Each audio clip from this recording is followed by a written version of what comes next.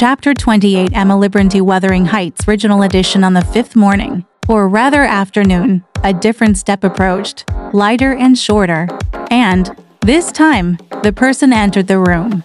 It was Zillah, donned in her scarlet shawl, with a black silk bonnet on her head, and a willow basket swung to her arm. Dear Mrs. Dean, she exclaimed. Well, there is a talk about you at Gimmerton. I never thought but you were sunk in the Black Horse Marsh, and missy with you, till Master told me you'd been found, and he'd lodged you here. What? And you must have got on an island. Sure. And how long were you in the hole? Did Master save you? Mrs. Dean. But you're not so thin. You've not been so poorly. Have you? Your master is a true scoundrel, I replied, but he shall answer for it. He needn't have raised that tale. It shall all be laid bare. What do you mean? Asked Zillah. It's not his tale. They tell that in the village, about your being lost in the marsh. And I calls to Earnshaw when I come in.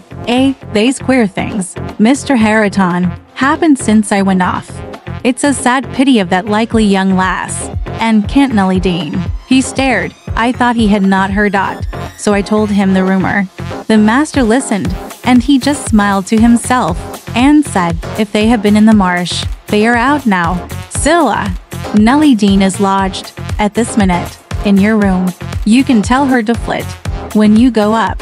Here is the key. The bog water got into her head, and she would have run home quite flighty, but I fixed her till she came round to her senses.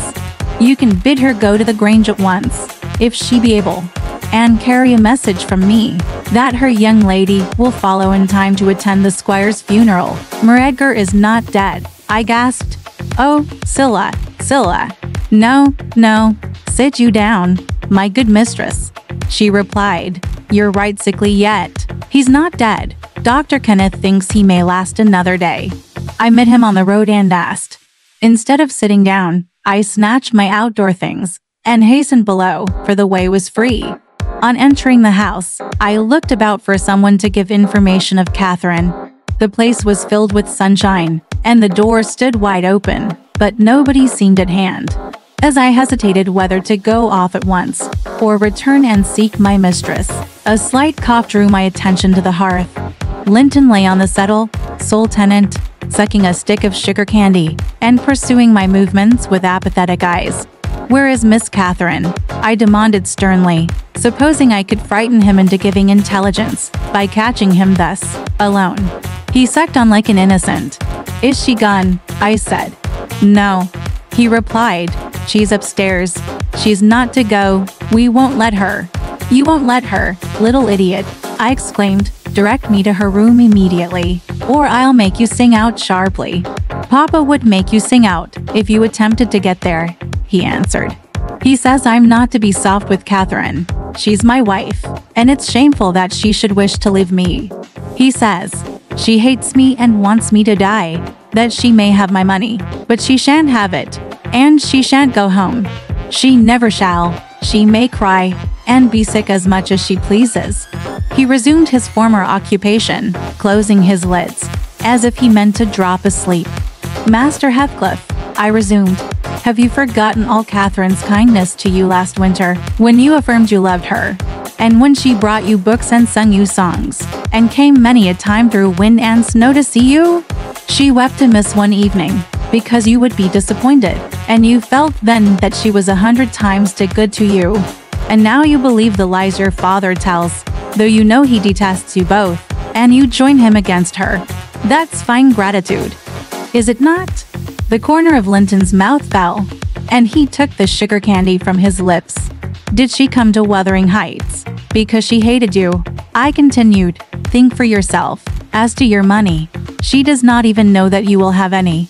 And you say she's sick, and yet, you leave her alone, up there in a strange house. You who have felt what it is to be so neglected. You could pity your own sufferings, and she pitied them too, but you won't pity hers. I shed tears. Master Heathcliff, you see, an elderly woman, and a servant merely, and you, after pretending such affection, and having reason to worship her almost, store every tear you have for yourself, and lie there quite at ease. Ah, you're a heartless, selfish boy. I can't stay with her, he answered crossly. I'll not stay by myself. She cries so I can't bear it. And she won't give over, though I say I'll call my father.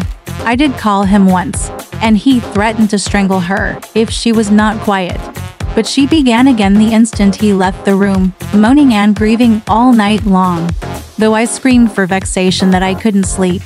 Is Mr. Heathcliff out? I inquired, perceiving that the wretched creature had no power to sympathize with his cousin's mental tortures.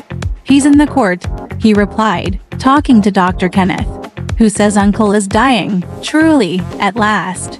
I'm glad, for I shall be master of the Grange after him, and Catherine always spoke of it as her house. It isn't hers, it's mine. Papa says everything she has is mine. All her nice books are mine, she offered to give me them, and her pretty birds, and her pony Minnie, if I would get the key of our room, and let her out. But I told her she had nothing to give, they were all mine. And then she cried, and took a little picture from her neck, and said I should have that. Two pictures in a gold case, on one side her mother, and on the other, uncle, when they were young. That was yesterday. I said they were mine too, and tried to get them from her. The spiteful thing wouldn't let me. She pushed me off, and hurt me. I shrieked out. That frightens her. She heard Papa coming, and she broke the hinges and divided the case, and gave me her mother's portrait. The other she attempted to hide, but Papa asked what was the matter, and I explained it. He took the one I had away, and ordered her to resign hers to me. She refused, and he struck her down, and wrenched it off the chain, and crushed it with his foot. And were you pleased to see her struck? I asked, having my designs in encouraging his talk. I winked, he answered. I winked to see my father strike a dog or a horse. He does it so hard. Yet I was glad at first. She deserved punishing for pushing me. But when Papa was gone, she made me come to the window and showed me her cheek cut on the inside, against her teeth, and her mouth filling with blood. And then she gathered up the bits of the picture, and went and sat down with her face to the wall. And she has never spoken to me since, and I sometimes think she can't speak for pain. I don't like to think so, but she's a naughty thing for crying continually. And she looks so pale and wild, I'm afraid of her. And you can get the key if you choose, I said. Yes, when I'm upstairs, he answered, but I can't walk upstairs now. In what apartment is it? I asked. Oh, he cried, I shan't tell you where it is. It is our secret. Nobody, neither Haraton nor Zilla, is to know. There, you've tired me. Go away, go away. And he turned his face onto his arm, and shut his eyes again. I considered it best to depart without seeing Mr. Heathcliff, and bring a rescue for my young lady from the Grange. On reaching it, the astonishment of my fellow servants to see me, and their joy also, was intense. And when they heard that their little mistress was safe, 2 or 3 were about to hurry up and shout the news at Mr. Edgar's door, but I bespoke the announcement of it myself. How changed I found him, even in those few days. He lay an image of sadness and resignation waiting his death. Very young he looked, though his actual age was 39. One would have called him 10 years younger, at least. He thought of Catherine, for he murmured her name. I touched his hand, and spoke. Catherine is coming, dear master, I whispered.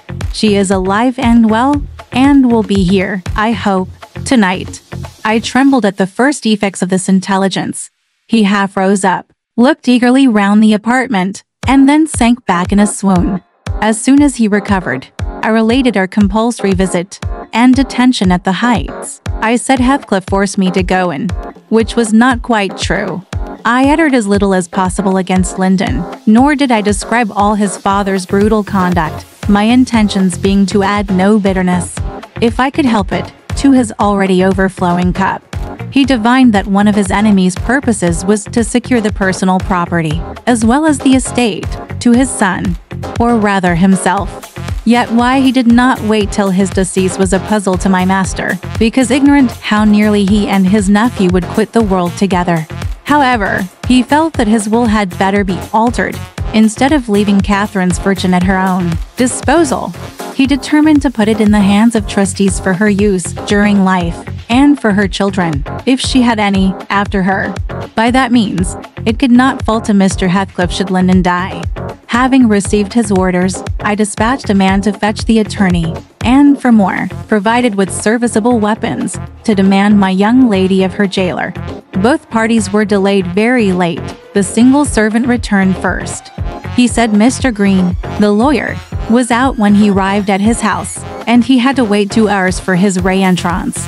And then Mr. Green told him he had a little business in the village that must be done, but he would be at Thrushcross Grange before morning. The 4 men came back unaccompanied also. They brought word that Catherine was ill, too ill to quit her room, and Heathcliff would not suffer them to see her. I scolded the stupid fellows well for listening to that tale, which I would not carry to my master, resolving to take a whole bevy up to the Heights, at daylight, and storm it literally, unless the prisoner were quietly surrendered to us. Her father shall see her, I vowed, and vowed again, if that devil be killed on his own doorstones in trying to prevent it. Happily, I was spared the journey and the trouble. I had gone downstairs at 3 o'clock to fetch a jug of water, and was passing through the hall with it in my hand, when a sharp knock at the front door made me jump. "Oh, it is Green," I said, recollecting myself, only Green, and I went on, intending to send somebody else to open it.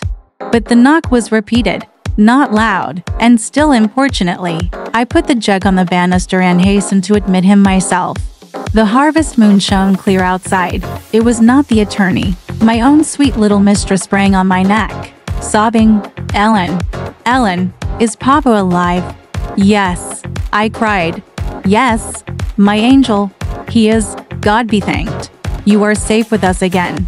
She wanted to run, breathless as she was, upstairs to Mr. Linton's room, but I compelled her to sit down on a chair, and made her drink, and washed her pale face, chafing it into a faint color with my apron.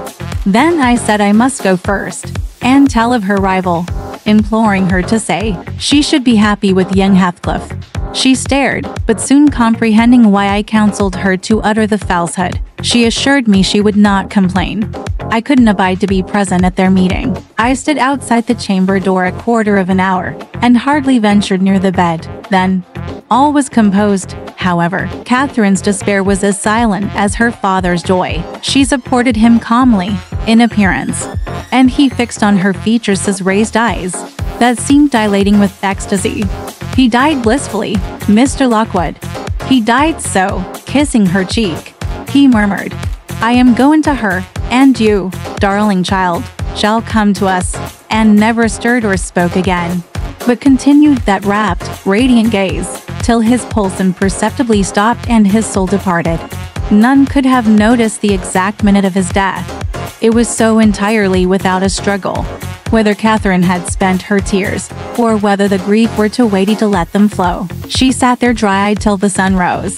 She sat till noon, and would still have remained brooding over that deathbed, but I insisted on her coming away and taking some repose. It was well I succeeded in removing her, for at dinner time appeared the lawyer, having called at Wuthering Heights to get his instructions how to behave.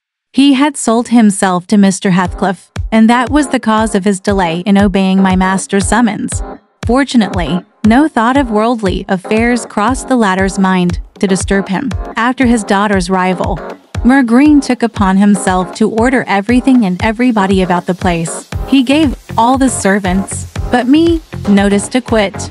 He would have carried his delegated authority to the point of insisting that Edgar Linton should not be buried beside his wife, but in the chapel, with his family. There was the will, however, to hinder that, and my loud protestations against any infringement of its directions. The funeral was hurried over. Catherine, Mrs. Linton Heathcliff now, was suffered to stay at the Grange till her father's corpse had quitted it. She told me that her anguish had at last spurred Linton to incur the risk of liberating her. She heard the men I sent disputing at the door, and she gathered the sense of Heathcliff's answer. It drove her desperate. Linton, who had been conveyed up to the little parlor soon after I left, was terrified into fetching the key before his father reascended. He had the cunning to unlock and relock the door, without shutting it, and when he should have gone to bed, he begged to sleep with Hareton, and his petition was granted for once. Catherine stole out before break of day. She dare not try the doors, lest the dogs should raise an alarm. She visited the empty chambers and examined their windows. And, luckily, lighting on her mother's, she got easily out of its lattice and onto the ground by means of the fir tree close by. Her accomplice suffered for his share in the escape, notwithstanding his timid contrivances. Alright, this part of the story ends here. Want to know what happened next? Let's listen to the breakdown next time.